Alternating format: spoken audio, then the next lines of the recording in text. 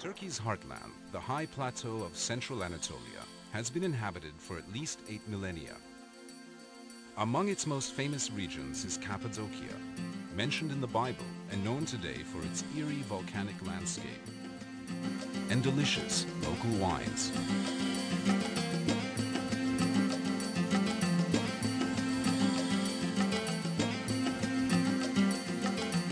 When Mount Erciyes, near Kayseri, was an active volcano, it spewed tons of lava and volcanic ash over the region.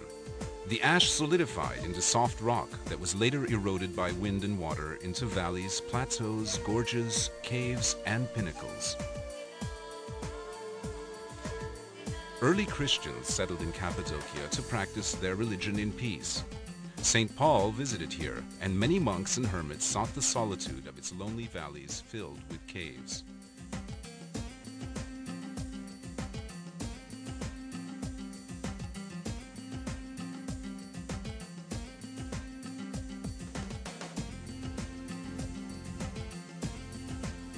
Today, Cappadocia is Turkey's most visually striking region. Visitors come from around the world to tour the Göreme Open Air Museum, a World Heritage Site sheltering dozens of medieval cave churches. Many of the church interiors are decorated with colorful frescoes of religious scenes.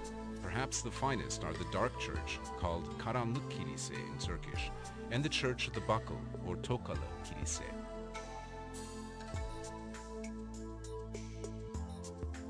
Not far from Göreme is Zelve, another open-air museum.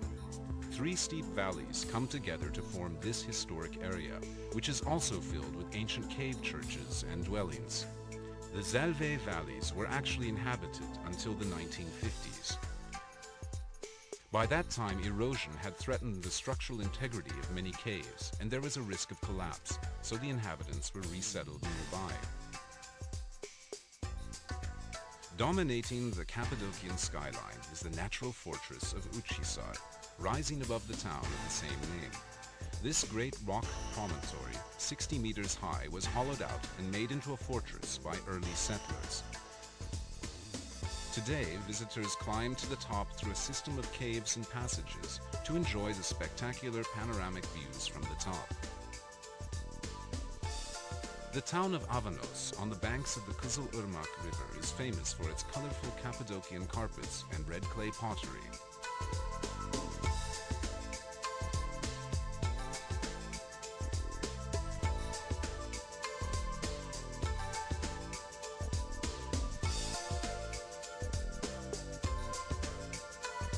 Among the strangest sights in this unusual region are the underground cities, vast labyrinths of tunnels, caves and passages reaching 7 and 8 stories into the earth.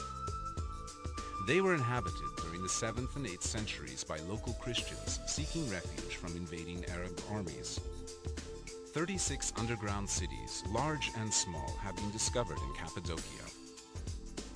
Each underground refuge has kitchens, wine and olive presses, dining halls, stables, sleeping rooms, storage areas, deep wells, ventilation shafts, and even churches.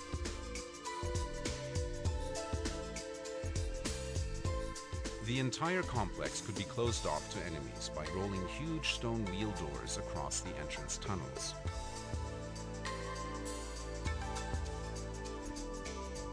Konya, to the west of Cappadocia, was an important city in Roman times.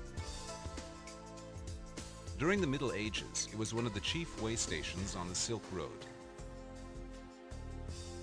and also the capital of a flourishing empire established by the Seljuk Turks.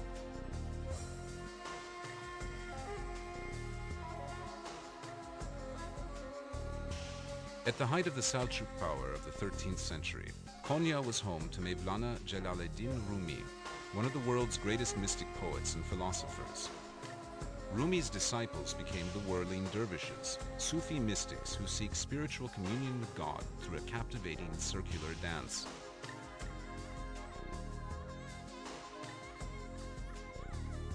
A common sight in Cappadocia are the caravanserais, great fortified structures built to encourage commerce along the Silk Road. Wealthy Seljuk Turkish benefactors, both men and women, provided funds to build them.